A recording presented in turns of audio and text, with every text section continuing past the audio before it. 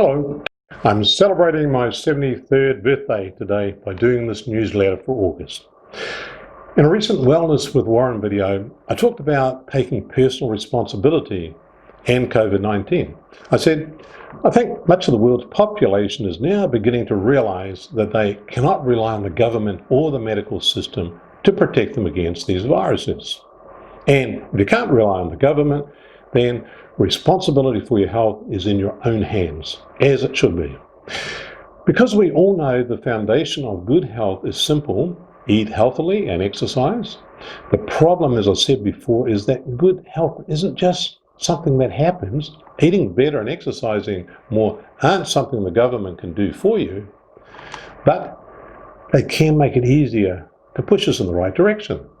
Some governments seem to be waking up to the importance of prevention, whereas other governments tend to stick their head in the sand. Seems like the UK government is perhaps waking up, given the announcement from their PM, Boris Johnson recently.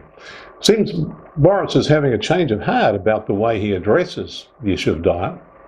Back in 2006, he didn't seem to care too much about diet when he made headlines by supporting a group of mothers who are pushing fast food through railings to their little darlings because the school had banned unhealthy snacks. Boris took the position that people should eat what they like, and so what's wrong with the mums pushing pies between the railings? I concur that people should be able to eat whatever they want, so long as it's not doing anyone else any harm. But that should be limited to adults. If they want to poison themselves, that is their choice.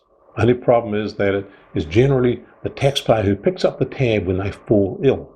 Anyway, back to Boris. He was one of the first senior political leaders to catch COVID-19 and end up in hospital seriously ill.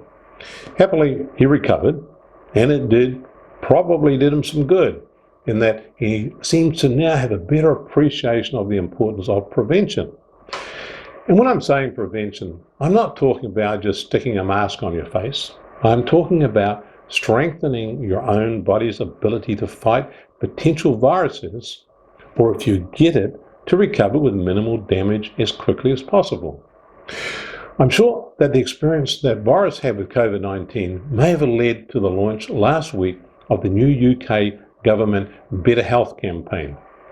This campaign is encouraging people to take better care of themselves and includes new government initiatives such as banning TV advertisements for junk food before 9 p.m, ending buy one, get one free deals on such food, and flagging calories on menus of large restaurants and possibly on alcohol.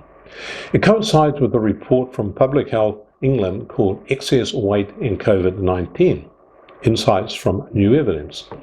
As the title suggests, the focus is how people with excess weight are most at risk from COVID-19, which is understandable, as many of these people have other underlying conditions, such as diabetes type 2.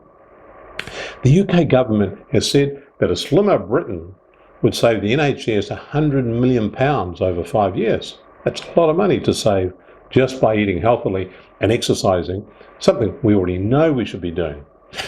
Given that the overweight problem is even worse on a pro rata basis in other countries, there is a lesson to be learned here. Have a look at this chart, which gives some interesting statistics. Actually, the UK doesn't look so bad in the overall context. Sadly, the USA, which is at the top, is no doubt a factor in the COVID-19 fatality stakes. It was disappointing to see New Zealand worse than the UK.